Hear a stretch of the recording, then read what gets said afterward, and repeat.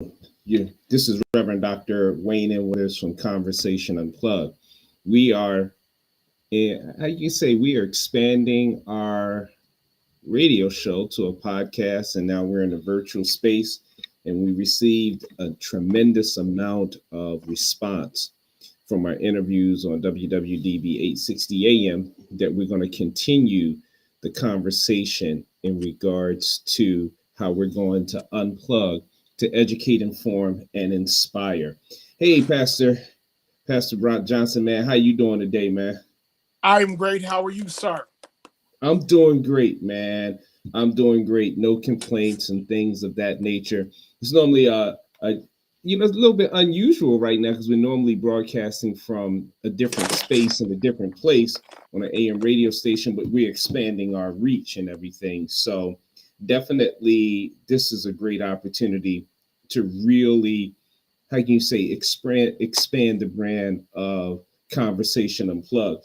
Any inspirational thoughts before we get into the subject matter today?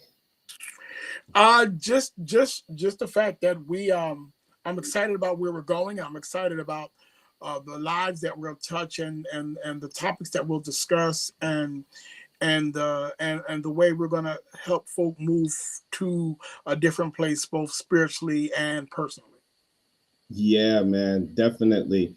And so, wow, I'm just looking at our Facebook page, right? And I just want to make sure that we are capturing our storyline today. And if not, we're just going to keep on moving and be able to do what we do. You got me, in the spaces and places in which we're doing it. And so we're going to continue to move forward. Listen, man, there's been a lot that's been going on in the media, and there was a story that caught my eye that definitely you and I, we spoke about it and everything. As a disclaimer, there are some aspects of the story that I'm not going to touch. You got me. And you and I, we talked about it, some aspects of it that I'm definitely not going to touch, for various reasons. Not just going to be candid with you because there are those that unfortunately broadcast in the media who should not have been broadcast. You got me? And, I take that, and I'm not going to mention the name or anything like that. One person I know personally, the other person I know professionally. You got me? And so, I'm not going to add insult to injury. I will say, and I'm going to unplug that just a little bit further in another setting, that the whole concept of when someone candidates for a church is supposed to be private. And the reason why, the name should not have been broadcast or anything like that, put in the newspaper, because one, it wasn't called. And then you don't know how it's going to have an impact on that particular congregation. And so at the beginning of the day and at the end of the day, I'm pro pastor. I'm always going to be pro pastor. And so I didn't think that was cool. I didn't think that was right. And so because of that, I'm not going to mention anybody's name or anything like that to protect the privacy of those who indirectly is involved, because of the nature of the situation. And so I sound like I'm like incoherent and everything. I'm like juggling a couple of things at the same time and want to make sure that, I get this particular story in the place where it should be. When I'm talking about where it should be and everything, I'm talking about making sure that this video gets broadcast on my personal page so we can move forward. All that being said, there's a story. Let's get to the heart of it as I'm trying to juggle a few things at this particular time. There's a story that's been published. And that story deals with a person not person in all. I don't know why I'm stuttering today, man. Maybe because I worked out a little bit hard today. So Abyssinian Baptist Church, very prominent church in New York. I believe that's Harlem, New York, where former pastor was Calvin Butts. And Calvin Butts transitioned from labor to reward. In the process of him, transitioning from labor to reward, they are now without a pastor.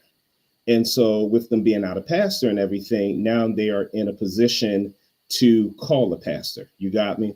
And so there are candidates that are lined up in order for them to call a pastor. And this one particular person, her name is Reverend Dr. Ebony Marshall Turman. Now, I've heard her preach in 2010 at Ebenezer Baptist Church in Atlanta, Georgia. It was on a civil rights trip where, we went from Philadelphia to Memphis to Birmingham, from Birmingham to Alabama, from Birmingham to Atlanta. And so, I'm quite familiar with her preaching, and I've been looking at her journey from, her academic, journey and everything, especially, I know at one time she had to stop at Duke University Divinity School, where I am an alum of Duke University Divinity School and things of that nature. So all that being said, she is a candidate, or was a candidate, for Abyssinian Baptist Church. When they narrowed it down to the finalists, she wasn't one of the finalists. And when she wasn't one of the finalists, then a lawsuit emerged.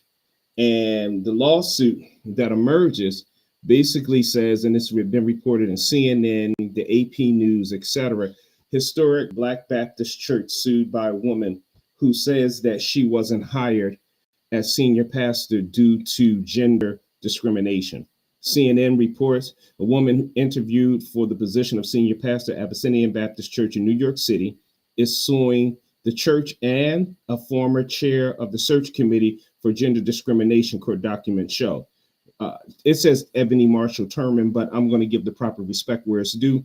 Reverend Dr. Ebony Marshall Turman, an associate professor of theology and African American religion at Yale Divinity School and former assistant minister at Abyssinian, says the decision not to hire her for the senior pastor position was motivated by gender discrimination, according to the complaint filed in the United States District Court in Southern District of New York on November 29, 2023.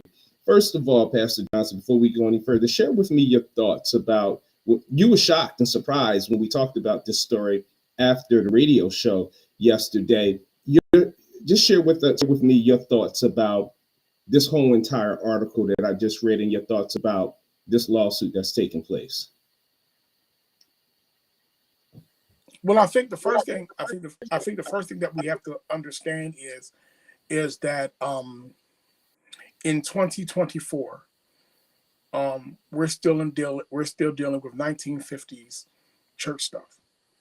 Mm-hmm. And I was shocked because of the progressive nature of our society. The church is not caught up with the progressive nature of our society. Abyssinian Baptist Church is a long-standing church in the African American community. And what really, as I talked with a colleague of mine about this, and Abyssinian had a big part to play in the civil rights movement. Yes, they did. But when it comes to hiring practices around the pastor, they don't understand that what you stood for on the one end is what you need to stand with now. And so the lawsuit happening is kind of perplexing to me, because on the one hand, she has every right to sue. But on the other hand, I wonder if it's now the time for our sisters to start kicking doors in of churches and search committees and saying, we want equal access to the process. That gender should not play a role, but what should play a role is qualifications. No. And I'm sorry, go ahead. No, great. And sorry, so, your thoughts. And so I liken it to this. And for those of our listeners who are listening, the Rooney Rule. The Rooney Rule in football says you have to interview an African American. Just because you interview an African American doesn't mean you're going to hire an African American. It just means that you check the box. And I come from a different faith perspective. I come from United Methodist Church, where we do ordain and assign and appoint, if you will, women pastors. When you're dealing with a call system, you're dealing with something different. and so I need to make that difference right there. But I think that we need to do more in our churches than check boxes, but we need to put the most qualified person, regardless of sex. If they qualify, if they check the boxes, if they meet the church's needs, they should get the position. Yeah.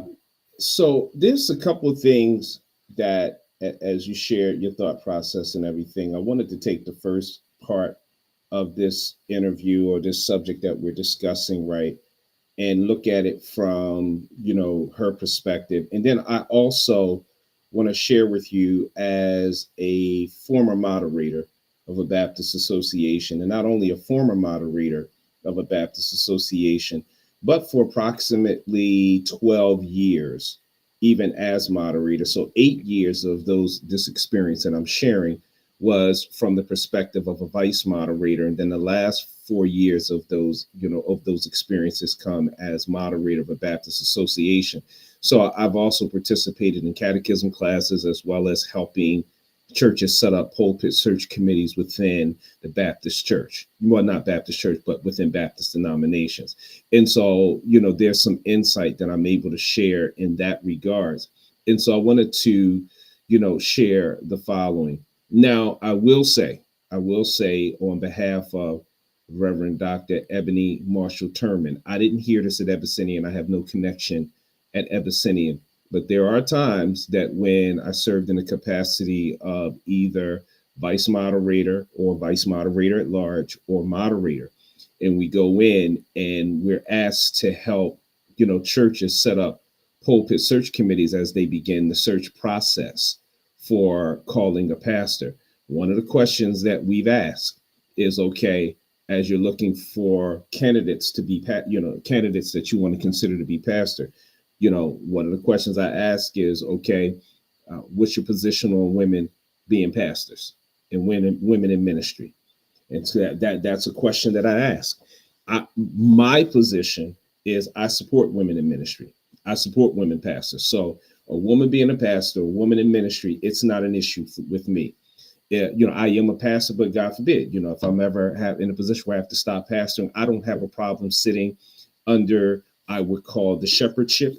Maybe that's not the right word, but I don't have a problem sitting under a female pastor, being undergirded by a female pastor, because my take on that is, God's servant is God's servant. So whether it's male or whether it's female, much respect to female pastors that I heard in preacher, female pastors I have a brother-sister relationship with. Much respect to Bishop Vasti McKenzie. Don't know her personally, but when she came and lectured as a guest lecturer at the, Gardner C. Taylor lecture series, my last semester of my last year at Duke University Divinity School, I never forget, she said, this is before she became bishop, she said, every time she go in the pulpit, her motive is to burn, because she said that she wants to be on fire, because that person who comes in the pew, that may be the first and the last time that you ever preach to them.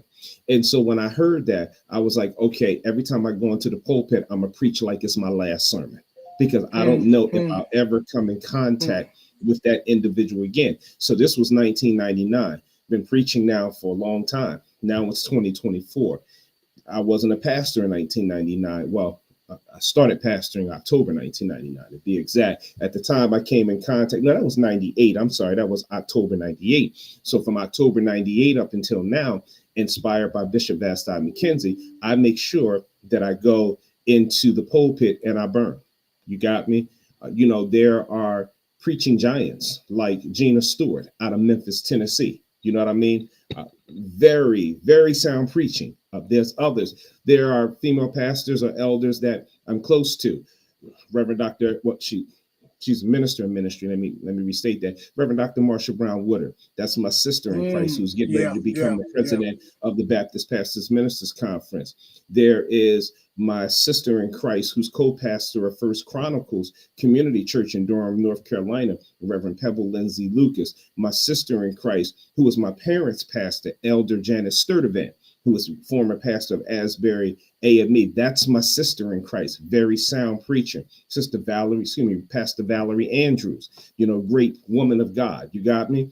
These are women that I've established relationship with. I can't forget, we've been close. She's your sorority sister. Her name is Reverend Carla Brown, to be exact. She's at Arch Street Presbyterian Church. She's an AKA when we were teaching at Cut/Lancaster Bible College. She was always get on me because my wife is her sorority sister. Are you taking care of my sister? Very sound individual when it comes to sound theologically, sound when it comes to preaching, etc. And so when I, think about women in ministry, I think about them, but I have heard, when we go in and set up pulpit search committees and everything, first question, are you going to consider a woman as pastor? Some will, and then I've heard some say absolutely not. I've heard it. You got me. I'm not saying this in Abyssinian's case because I'm gonna give the flip side on in the next 15 minutes from the church perspective side. So I'm not here to say Abyssinian is wrong. I'm here to give a perspective of various lens. So I'm looking at it through Reverend Dr. Ebony Marsha Terman's position, and then I want to look at it through the lens of Abyssinian Baptist Church. Yeah, and all of this is theory and not fact. But I have to also say that when we set up pulpit search committees, that's not the only question that's asked. There's a whole array of questions. And so I've heard, I don't want a woman as pastor. I've heard folks say, I don't want anybody over 55. I heard some folks say, I don't want a person who's divorced. Some say, I don't want somebody younger than boom, boom, boom. You got me. I don't want somebody who's single to be pastor. So there's a whole bunch of idiosyncrasies that go into setting up a pulpit search committee and also setting the stage for them to determine, who they're going to call to be their pastor. You got me? And so when I heard her say in this narrative that from the research that was done, that, someone said, there won't be a female pastor over my dead body. I can say this in a pastoral setting when I was entertaining the idea, and this was early stage of pastoral setting, of ordaining women to become deacons. I heard an older deacon say, over my dead body. I've heard that statement. But the statement doesn't represent the whole entire church, because what people have to understand is in the Baptist church, let me make this clear, in the Baptist church, unlike United Methodist and AME, we are autonomous. And I don't like to say final say, because from a Baptist perspective, there are some in the Baptist denomination, parishioners and leaders has tried to take this and try to flex their muscles to try to stop God's vision and ministry from going forth. But everything is affirmed by the congregation. So you can have candidate A, candidate B, but it's affirmed by the congregation. So if there's a candidate that didn't make it to the final process and the congregation says, no, we would like that person to go through why hasn't this person made it through the final process? That question can be raised at the floor of the congregation, because again, we don't have a bishop that has authority over us to appoint or remove someone out of a congregation. That person, the congregation can affirm whether they green light this candidate or not green light this candidate. You got me? And so I've read what has been reported in the news, because I don't know all the intricacies and everything. But then, Pastor Johnson, there's some things that I see and hear in this article that disturbs me. You know what I mean? It disturbs me. And what I'm getting ready to say, it doesn't take from Reverend, Ebony Marshall Terman. It doesn't take, I'm not taking away from that, but there's a lot of things that disturb me. And if I can make the shift and go from, the congregation's perspective and everything, here's problem number one. Somehow along the line, there's been some information, the way it's coming across in this article, this is theory for me and not fact. So it's theory and not fact. There's a possibility that there was some communication from the pulpit search committee to the candidate, and that shouldn't happen. But it does happen, but it shouldn't happen, should not happen. And I'm not saying this is a case, I'm just reading from these articles. So there's the spoken and the unspoken. When there's one part of the article that says, I don't know if it was said to her directly, not over my dead body or etc. But, when the person didn't make the, well, let me backtrack. It says here, gender discrimination motivated by the decision not to hire, a fact discussed openly during meetings of the committee. So this is where my antenna comes up. So when I'm looking at this article, because this is on various news sources, actually, this was written by Rashad Grove. Rashad Grove is a pastor in Montgomery County, Pennsylvania, Wayne, Pennsylvania to be exact. First Baptist Wayne. He wrote this article for BET. He's in the Philadelphia area. So when he wrote gender discrimination motivated by the decision not to hire, a fact discussed openly during meetings of the committee. Let me stop right there. So whatever is discussed by the pulpit search committee stays in the pulpit search committee. Yes. So how does a candidate, you got me? How does a candidate who is candidating to become pastor of a church get this information? Someone on the pulpit committee, someone on the search committee did not agree with whatever was said in the committee, and probably figured out that, and I don't know, that she probably was one of the top candidates that needed to be considered. But because of the makeup of the committee and the way that they thought about the process and not having a woman, she was not considered because of her gender, not because she wasn't qualified, but because that's the way that the stronger members of the committee went. And they went back and said something to her and said, listen, you were the most qualified, but you didn't get it because you're a woman. And they did that, and they did that by they just said, I need to be anonymous, or it could have been somebody who wanted to flaunt it in her face that you're not going to get it because you're a woman. You know, it also could be, in all fairness, it wasn't even a whole committee. It only takes one or two. You know, it's in situations like that. You know, I remember, so, man, one of the churches I was called to, no, first church I was called to, let me be specific. And I almost pulled out. You got me? I almost pulled out from the whole calling process because there was a disturbance over my name being brought forward to be called. And the disturbance was that related to the fact that not me doing anything immoral or anything of that nature, that there was a certain group that wanted me. And so when a certain group wanted me, they were like one of the dominant factors in the church. And so those who wasn't part of the group that wanted me felt that if that group got me as their pastor, that basically that they would have power. And so they decided that they wanted to get another candidate, right? That would be favorable to them, that would usurp the power that they felt this particular group was trying to have or trying to obtain.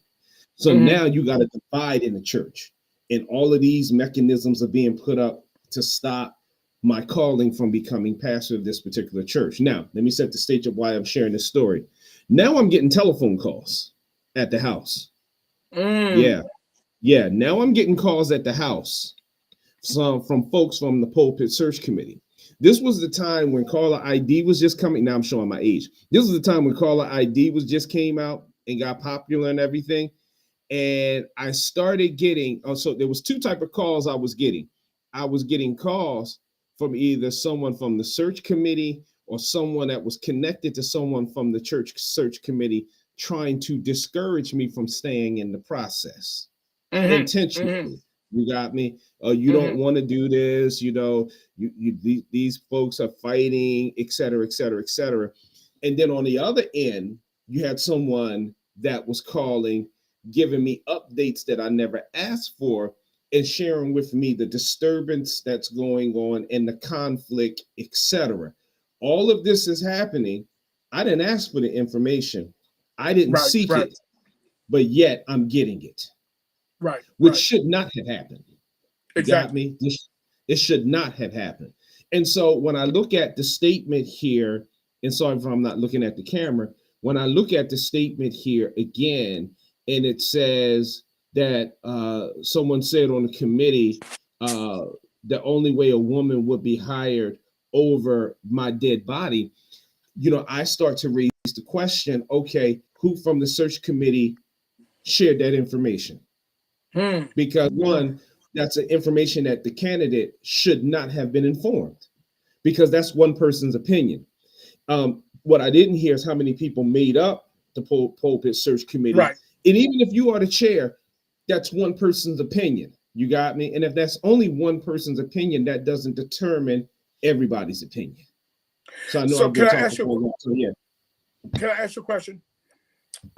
So the candidates come in and they preach and they lead a Bible study. If that's if right, each candidate gets the opportunity to stand before the congregation. Every process is different. Okay. It depends on what the church sets up. So I've had a situation where in one setting where one setting in the first church I pastored, I came in as a guest preacher. They heard me preach, then they wanted my resume. And then after that, then they wanted an interview. And then after the interview, then they wanted me to come in 1 or 2 times to preach. And then afterwards, it would go before the body, and then it would be determined. In another situation, the second church I got called to, the first interview was a telephone interview. The second interview was a face-to-face. Then they came and visited me at the church that I was pastoring at the time in North Carolina. Then they put a pause on it. And then when they finally narrowed it down, they went on they stopped the process to pray and fast to get direction at how God would have them to go. You got me? So they prayed and they fast. And then they narrowed it down to, the final candidates. They brought me back in for a second interview. And then afterwards, I came and preached. And after I came and preached, about 72 hours afterwards, they brought my name up for a vote to be affirmed. So I share with you just the diversity of how Baptist pulpit search committees operate. And every Baptist pulpit search committee doesn't operate in the same manner. Okay, because the reason why I asked that question is that if the process is transparent, and if I understand that the congregation has the final vote. But it sounds to me that the search committee decides who they're going to put up in front of the congregation for a final vote. So what happens here is that the congregation basically is involved with the selection of the search committee and the ground rules of how the search committee operates. Now, one piece that's missing, I'm glad you brought that up. Whenever there's an absence of a pastor, that's where the chair of the deacon board comes into play. Because the chair of the deacon board, in the absence of an interim pastor, guides the congregation through the selection process until a pastor is called. And so what's interesting here is there isn't any mention of a chair of a deacon board. Not saying that they don't have one, but for the prestigious nature of that church, I'm assuming that they definitely have a chair of the deacon board. So it's not that the pulpit selection committee, runs loosey-goosey or anything like that. The congregation entrusts the pulpit search committee that, okay, you're going to put out the request for resumes, you're going to evaluate, et cetera, et cetera. You're going to put a process in place to determine how you're going to go from this amount of resumes down to this amount of resumes. You got me? Or how you go from this amount of candidates to the final candidates. So there's a process in place. Now, probably leadership is probably informed about A, B, C, X, Y, and Z. But it's not that it's like loosey-goosey, like, okay, we just going to do it. We're going to throw it up in your face and say, y'all take this or leave it, et cetera. It's a very lengthy and intensive process. And so that, if I was on the outside looking in, I'd be like, oh man, this is crazy. This is crazy. If I want to make the shift here, now what bothers me here is on one article that I read is when they listed 2 of the candidates. Now they said there's 11 final. So it's 11. I think they narrowed it down to 11 finalists, if I'm not mistaken. I think one of the articles said it's a bunch of articles that I read in preparation to get ready for this broadcast and this interview. If I'm not mistaken, I think they said that it was 11 candidates, right? And when they narrowed it down, she didn't make the final list. And so somehow along the line, it says more than 40 candidates from diverse backgrounds across age, gender, and sexual orientation have been considered for the role during a documenting vetting process by the committee comprised of mostly women. The committee published the criteria and requirements as part of the job posting to which. Say that again. That the majority of, You said the majority of the candidates were women? No, the majority on the committee. Oh, the majority on the committee. On the committee are women. Yeah, the majority on the committee is women. Right. And so somehow it went from over 40 candidates to now I think they narrowed it down to maybe 11, if I'm not mistaken. And then in one article that was also published in the local paper, which I didn't think was right, but when I came across this on Sunday before it hits the local paper and everything, they narrowed it down to, they said 11, but out of the 11, they printed 2 of the candidates' name. So let me give you some insight here why I have a problem with those candidates' name being mentioned. So let me share with you a story, Pastor Johnson. So when I pastored in Durham, North Carolina, right? But after 18 months, I was like, I need to go. You know what I mean? I literally was like, I need to go. And so what I did was there was a church that I was a candidate for when I was in seminary, and I didn't get it. You know what I mean? I didn't get it.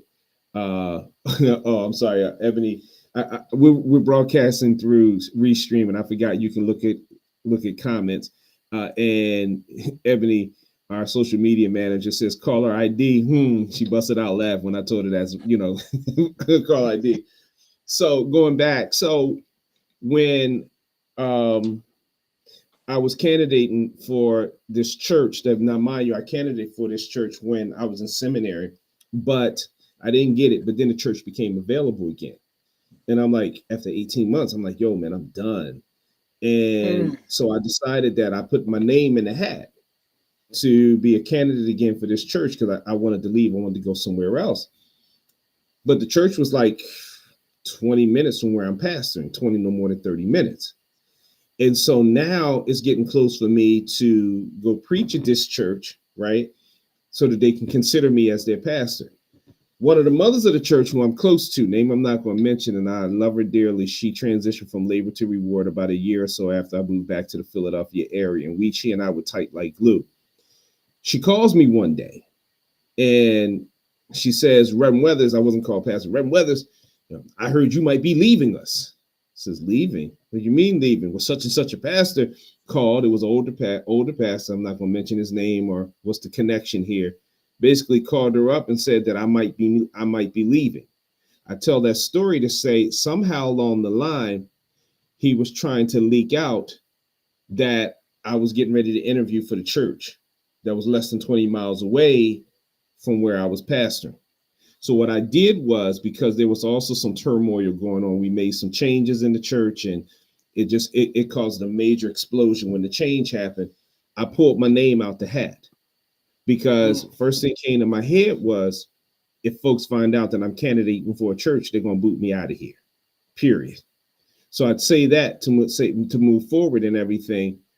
When I applied to pastor in Philadelphia, I intentionally, when I knew I definitely was going to be leaving, I decided that I was going to candidate for a church not in North Carolina and not in Durham.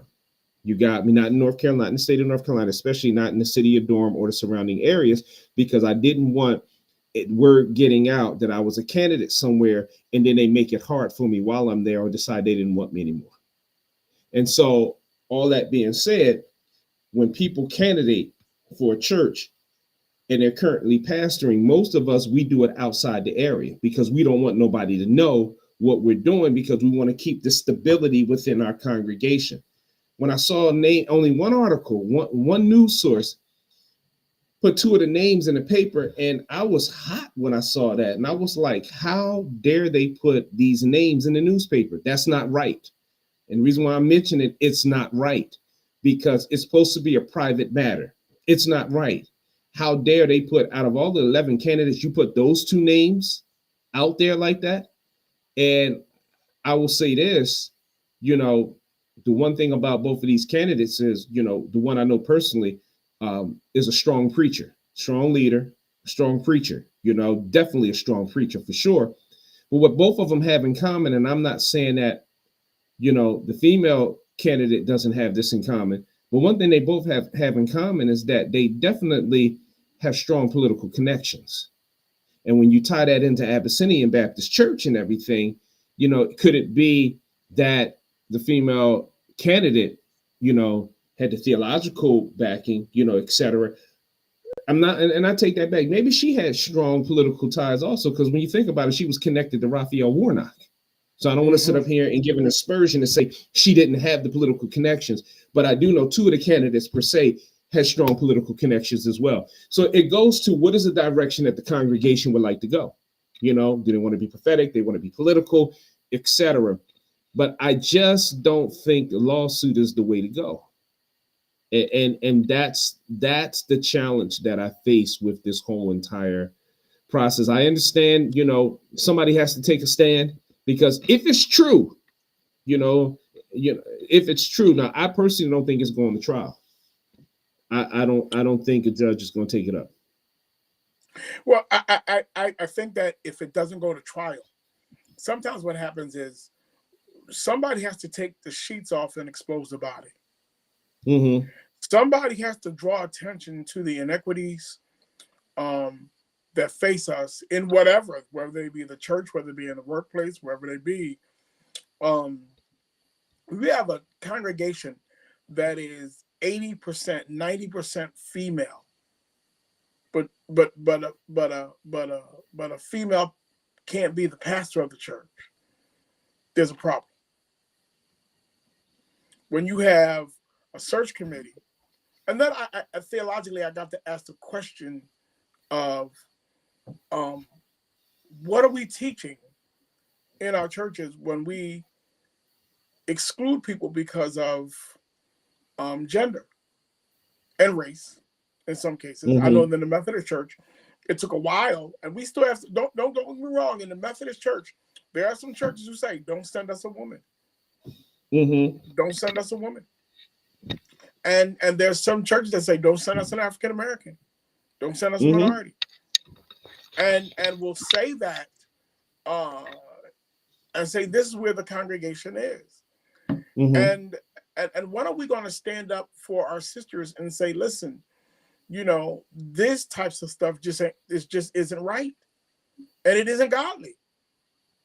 Right. And if it was your wife who was candidating for a church, or if it was my daughter who was candidating for a church, qualified, credentialed, right, and didn't get it because of their of them being female, I would be fit to be tied. Yeah, because God doesn't call us. God doesn't call us because of our gender. God calls us because of our ableness and our calling. And Johnson, we're looking on. Go ahead. No, Johnson. No, because we get caught up into. So here it is, right? You know where I'm going, because you and I, we've had this conversation. So we are products of racism, right? From one culture that will discriminate us against us because of the color of our skin. And then in return, we take the practices of racism and then we practice it on each other. And so if we're not practicing classism on each other, then we practice, let's call it for what it is, skinism on each other. What is skinism? That's just a word I just made up. Skinism is then we start to, how can you say it, discriminate amongst each other, whether you're light skin, dark skin, brown skin, etc. So then we go through the skinism, and then we go through the sexism. You got me? And the sexism is, and even in the church, the sexism is, you know, I'm not going to have a woman over me as pastor. And I'm going to get real with you. Sometimes some of the greatest critics of women, not greatest critics, says that the large amount of voices about women not being pastors, sometimes it's not men. It's women. It's right? women. It's women themselves. It's women. It's women. And that's not taken away from me, because there's some men that just flat out will not have a woman as pastor. I remember the church that I left and everything. This is not reflective of the church that I left, but I always tell the story. I never forget. It was an early stage of the pastorate there. One of the secretaries, who was secretary at the time, not at the time I left, I was off this particular Friday, and I got a call. And the call said, the secretary called and said, "Hey, this particular chair of the deacon board called and wanted to know, could any of our associate ministers come over, be invited to preach, because we're in the process of looking for a pastor." I said, "Sure, tell them no problem. You can invite our associate ministers." And then I hung up, and then I called the right back, and I says, "Okay," I says, "find out from that particular chair of the deacon board, understand that half of my it's not mine, but half of the ministerial staff at the time were female." And I said, "So find out, do they embrace female preachers?" And so she called me back, and Deacon's exact words were, I forget the name of the church, "Oh, we don't have that mess here." And so I said to her, I said, "You call that chair of the deacon board back, and you tell that chair, if he cannot accept women as preachers, that he can't have any of the men." Dr. Weathers, the reason why some of our communities are messed up is because our churches are messed up. Mm-hmm. And the reason why we're having so many issues sometimes around the fact that we can't lead our communities as the church is because we can't lead our congregations, and our congregations can't be the leaders within their own right. Mm-hmm. And for the fact that my sister is suing, this probably would have went by the wayside. We probably would have never heard about this unless if it not had been for a lawsuit. And that's now I will be honest with you, I have a problem with the lawsuit. I do. And I could be wrong. I have a problem with the lawsuit because there's times that we're to sue, and it's just bad witnessing, man. And I know someone will say, "Well, where do you draw the line and stop this?" I don't know, but this is not what we do, man. This is not what we do. Now, someone said this is hypocritical because when the church that you left, you had a lawsuit. No, let me clear the narrative. I was being sued frivolously, which was crazy, and I filed a counter out of anger for the same amount that they were frivolously suing me over. Let me share that with you. And I never shared with you this, Johnson. I probably could have got it. And let me share with you how. So when the frivolous lawsuit happened, right, they were suing me for $50,000. It was crazy, Johnson. $50,000. Till this day, don't know why. $50,000. And now they would have never got it out of my pocket because I would have had to come out of the insurance, right? So I countered, same amount. Counter, same amount. Oh, we got some comments coming. And so after I left, Johnson, the lawsuit was supposed to be withdrawn from the court documents, and it didn't happen. So 6 months later, I got to go back to court because, mind you, they took me to court to try to get me out, which is crazy. And the judge threw it out. Now I got to go back to court because I got a $50,000 lawsuit hanging over my head. I get to the court, $50,000 lawsuit hanging over my head. Their attorney didn't show up. Neither did anybody from the congregation, because I don't believe the whole entire congregation even knew what was going on. They heard the rumors, but didn't know the implication. So I got a $50,000 lawsuit over my head. There's a $50,000 counter I show up to court and they didn't show up. What do you think could have happened? The lawyer was already in the process of getting the case dismissed, but when they did not show up, that opened the door for me to go for it. But I didn't. You got me? I didn't. I did not. Because that's not how we as God's people handle our business. And I personally would not want to pastor a church that didn't want me. Because one article said that the lawsuit said that not only was they suing for damages and everything, but to be instated as installed as pastor. Reverend Benita Weathers, my wife, says the following: I think the biggest concern is the impact of suing the church on the kingdom. Scripture teaches us otherwise to handle our disagreement within the church. 1 Corinthians chapter 6, verses 1-8. I know I've been doing a lot of talking, Pastor John. Share with me your thoughts, man. I think again, I think the lawsuit is well. I don't think that any judge in America would install her as pastor over the wishes of the general congregation. I think that what the judge would say is that she needs to be on the list. As you were talking and I was looking at one of the articles, it's sort of like saying to Donald Trump that you left him off the ballot, put him back on and let the people decide. You know, we can't make him president. Put him on the ballot and let the people decide. And let it go as that. She's saying that it was the deck was stacked against her from walking in the door. That they had no idea. They had no inkling of putting her up as a candidate, serious candidate for pastor, because she's a woman. And what other recourse, Dr. Weathers, does she have? What other recourse right now does Dr. Turner has? What does she have other than a lawsuit? The flip side of that is, so what we have to understand is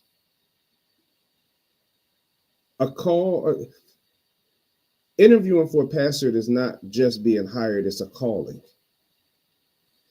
And in that calling, if they don't embrace you, you shake the dust off your feet and keep moving. Maybe, and that's a red herring for me, because then it sounds like condescending and everything like that. But what I can say to you is, I can't say this from the New York perspective, but most likely she might be blackballed within Baptist church circles to ever be called, of the fear that if I don't select her as pastor, then I'm gonna get hit with a lawsuit. And I'm not saying it's right or wrong. I'm just saying with you the mindset of Black Baptist church culture from my experience. Now, this is just my experience. Where does the church? So now we have a potential division within the congregation. You got because that the right. lawsuit is out there. The lawsuit is out there, and there's people going to gather up on both sides. And now we have a strong African American church, politically connected, that are now going to be at odds with each other over the fact that they did not do equity among a woman of color for the pastorate. You got young people in that congregation saying, why not? And you got other people in that congregation saying never. Well, let's backtrack. Survive and be impactful in that community. Hey, Johnson, let's backtrack. At this point, we haven't heard from the congregation, because the only one we heard from the lawsuit doesn't from looking at this earlier. The lawsuit hits one person from the church pulpit search committee, and if I'm not mistaken, Abyssinian Baptist Church. But most of the discourse isn't even coming from the congregation. It's coming from the process of the pulpit search committee. And so what we're dealing with is, this is alleged until it's proven. You got me? This is alleged until it's proven. You and I being pastors, we know that what is alleged opens up a can of worms for people to line up on either side. Yeah. Now, I'm looking at it from the standpoint of saying, as a congregation, as a church, this has the potential to impact, split, and cause all sorts of issues. And then you have the naming of pastors that's going to cause ruckus in other congregations. Now, let's add. Let me add to what you said. Right. No. Let me add. Let me add to what you just. Let me add to what you just said. Not only a ruckus within other congregations, but if one of those names is called, come on, you got me, huh? Yeah. If one of those names is called, so now you have a ruckus in the congregation that they're pastoring. But then if their name is called, then you got a ruckus and a divide possibly within the congregation because their names was leaked out there. And so this is where I get a little animated about this. That is insensitive, and that should have never happened. So it should have never happened. So do I withdraw my name? Is the right thing to do for me to withdraw my name, or do I make a response to say I will only come with X% of the vote? So if you can't give me 80% of the vote, I don't want it. So let me backtrack and share with you what my father-in-law said to me. And my wife chimes in, even if the courts allow her to take the pulpit, she has likely already lost the congregation. It will be very difficult for her to lead effectively. So you go back and say, should they withdraw the name? She's exactly right. Yeah. So you ask, should they withdraw the name? Let me go back, and I'm not being subjective. Let me go back to my experience, and I'm laughing for a reason, because my father-in-law had always had humdingers and always had stuff to make you think. So now I'm getting these calls, right, about the craziness that was going on at the church that I was candidating for. I end up pastoring that church and everything, but I'm hearing all of the negative stuff that's going on. And I made a decision. And I said, I'm done. I'm taking my name out the hat. Those folks is crazy. I am not going. I said it, man. I said, when folks is crazy, and they're not. I'm not demeaning them. I'm sharing with you my thought process to build up to how my father-in-law checked me. I said, when folks is crazy, they fighting, and you don't understand what I was going through mentally, because I felt my name was at the center of the controversy. So I'm feeling like if my name isn't at the center, they wouldn't be at each other's throat.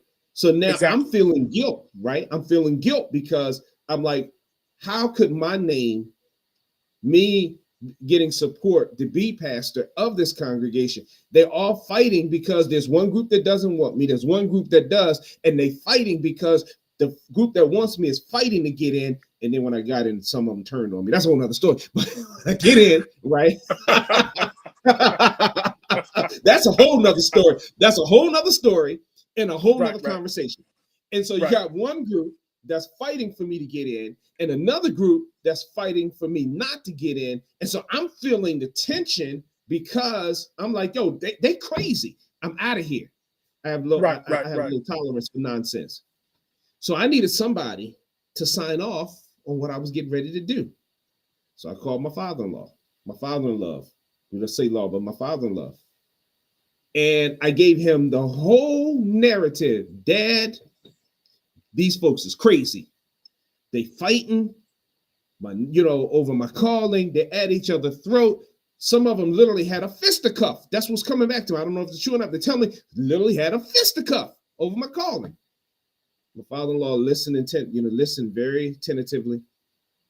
And then he said the following. He says, Wayne, on the phone, I'm in North Carolina. His exact words was, Wayne, the church is full of sinners. And if the church was not full of sinners, there would be no need for you and I. Man, I was mad when he said that. Man, I was PO'd Because I wanted Pop Johnson to say, "You're right, Wayne. Take your name out the hat.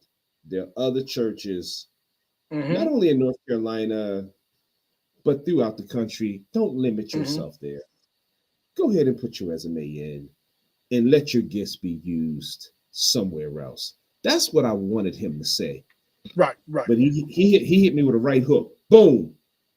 And I tell that story to say, you asked, should they take their name out the hat? No. Well, let me say this. Uh-huh. Let me say this. I think as I think about the lawsuit and I think about what she's going through, I think that's all she's really saying is level the playing field. All she's saying is give me a fair shot without any preconceived notions about my gender. Don't judge me on my gender. Judge me on my calling, my gifts and graces and skills. Don't look at me as a female pastor. Look at me just as one who is candidating on the same playing field that you would any other person. So my counter to that would be, there's a need to level the playing field, but there's not a need to scorch the earth to level the playing field. And what we see now is a lawsuit will not level the playing field. It's scorching the earth that will break off into pockets of divide. Well, maybe it won't level the playing field for her, but maybe it may give pause for the next one. You understand what I'm saying? But then that comes in. Yeah. So then that comes into calling spiritual discernment to call compared to a secular process to hire. And that's when it comes to Baptist denomination, that is always a balancing act. How do I discern who God is calling compared to who should we hire? Because now it's like everybody gonna be on pins and needles. If a woman comes in and you don't hire her, am I going to get sued for gender discrimination? Which may not be the case. It may or it may not. It may be the case or it may not be the case. And I'm not here to take sides with Abyssinian, and I'm not here to take sides with, Reverend Dr. Ebony Marshall Turman. I don't know her personally, but what I've witnessed, her preaching at Ebenezer in Atlanta, Georgia, matriculation to Duke University Divinity School. I've been tracking her movement and everything because she's very, from a theological perspective, very impressive. And I was hoping that she would get Abyssinian Baptist Church. When I heard that she was a candidate for Abyssinian, I was really hoping that she got it. I really was hoping that she would get called, but it didn't happen. I'm not going to say I was, I didn't base it on gender or anything like that. I just was like, she didn't get it. But my attitude was, when she didn't get it, I was like, somebody would pick her up. Somebody will call her. If it's not Abyssinian, it will be somewhere else. I'll close out by saying this is one-on-one. We had a great discussion. Sometimes God protects us from the doors that shut. Yes. Some of my greatest blessings have occurred from shut doors, and it hurt. Don't get me wrong, dude. I'm not gonna sit here and say I jumped up and down, shout hallelujah because doors were shut. There's some doors that's been shut, man, that hurt. But after the door shut, I realized sometimes my greatest blessings is from shut doors. Like case in point, I was up for a political position, right? I was up for a political position. I'm not gonna say which one. I was up for a political position, and I didn't get it. And then I got the rumor mill. The rumor mill I got was that you were qualified, but you were denied the position because of your age and because you were a pastor. Well, yeah. Because I was over 50 and because you're a pastor. And they started the process all over and put it like this: whatever they was intending to accomplish, they didn't get accomplished. I could have sued, But my attitude was it wasn't my door to walk through. As painful as it was, I really wanted the position to make a difference. I was like, that's not my door to walk through. Another situation when I'll close out, but I have a whole bunch of stories. Another lawsuit that could have been filed. It wasn't against the church or anything, but when we started Vision of Hope Baptist Church, right, and there was this spot in North Philadelphia in this, commercial district and everything, next to a Dollar General. They were fixing up the spot next to this Dollar General, the shopping development. It was undeveloped. It was the outside structure was fine. The inside they were still developing it. Mm-hmm. So I called the landlord, inquiring about it. We were ready to pay the lease fee, signed if they were offering to us 36 months. We didn't have to get a mortgage or anything. 36-month lease fee. Boom, boom, boom. I get a message back from the person, and the person said to me, and I quote, we do not want to lease to a church because the church take up too much parking. So you're not going to offer a lease to me because we're a church. I had the message. That's a lawsuit. It's a commercial district. You didn't put a restriction there. But when I called him up and said at that particular point, I said, first of all, I said the church wouldn't take up too much parking space because the main time we would be there is on Sunday. I said, second of all, I looked at your parking facility and you hardly don't have any customers parking in your parking lot as it is, even on Sunday. I says, however, we won't beg anybody to take our money. And I hung up. Could have sued, but I didn't. My attitude was, it just wasn't my door to walk through. My wife chimes in, yes, there are definitely blessings and shut doors.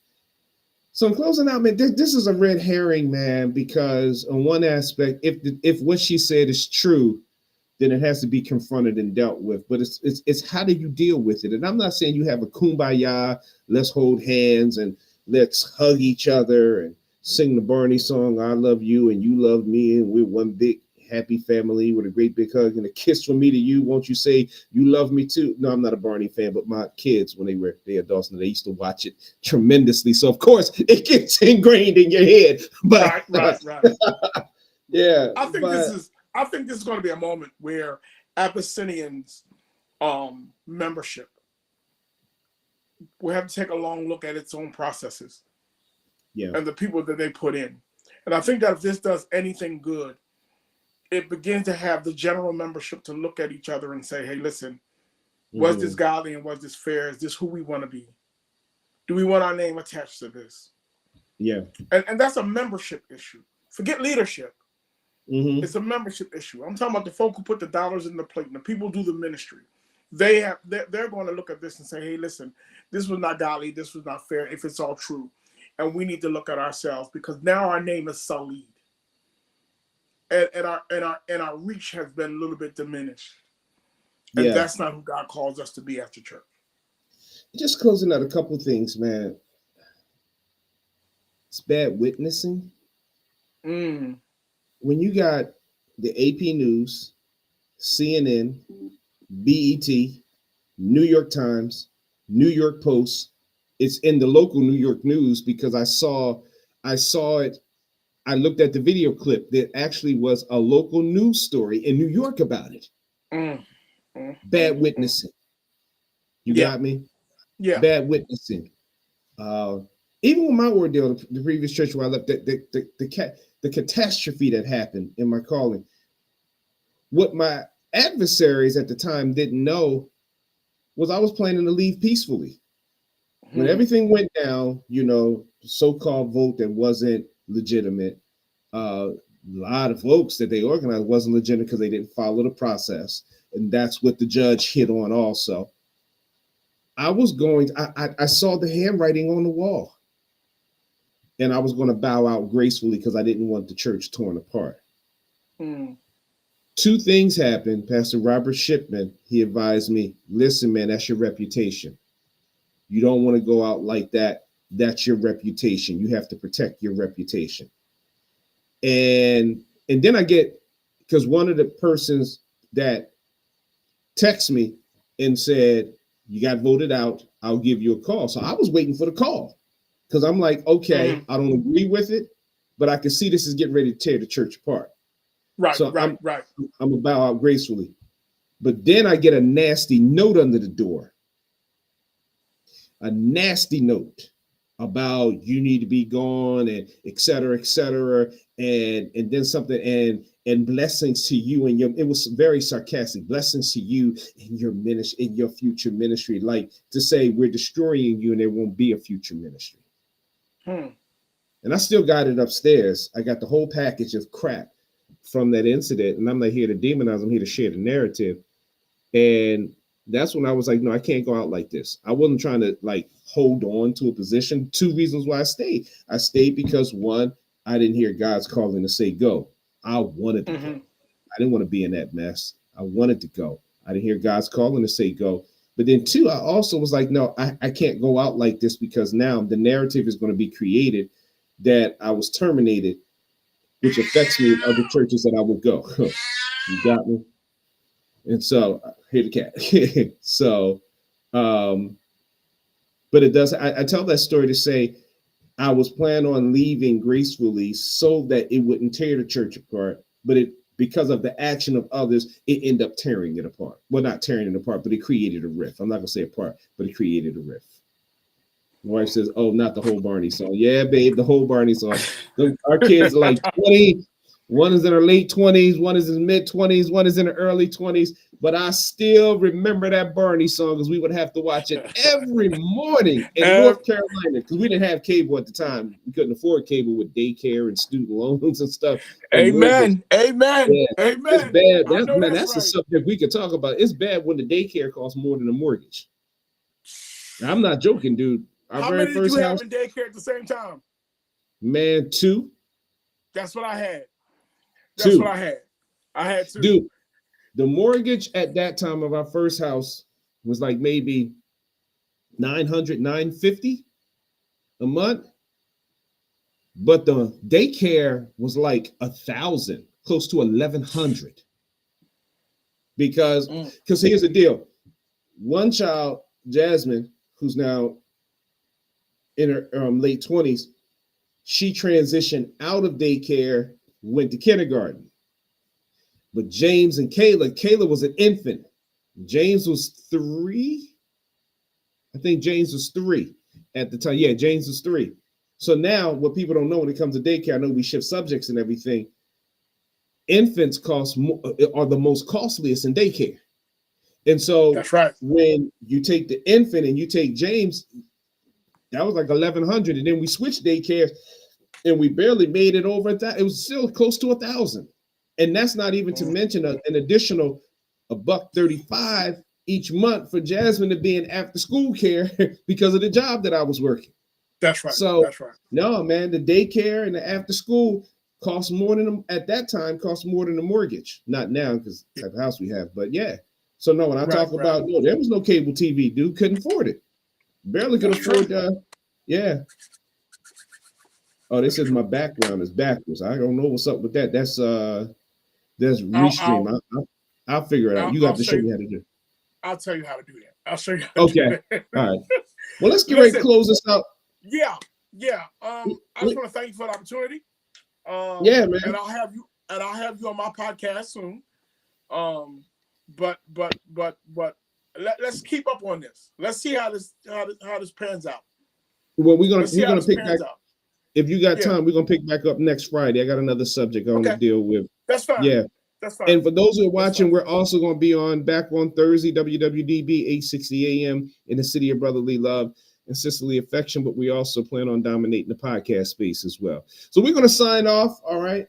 This is Reverend Dr. Wayne M. Weathers and Pastor Robert Johnson of Messiah United Methodist Church. Thank you for checking out Conversation Unplugged, the after conversation on Friday during your lunch break. And now take care. God bless and enjoy your weekend. All right. Thank you. All right. Bye-bye.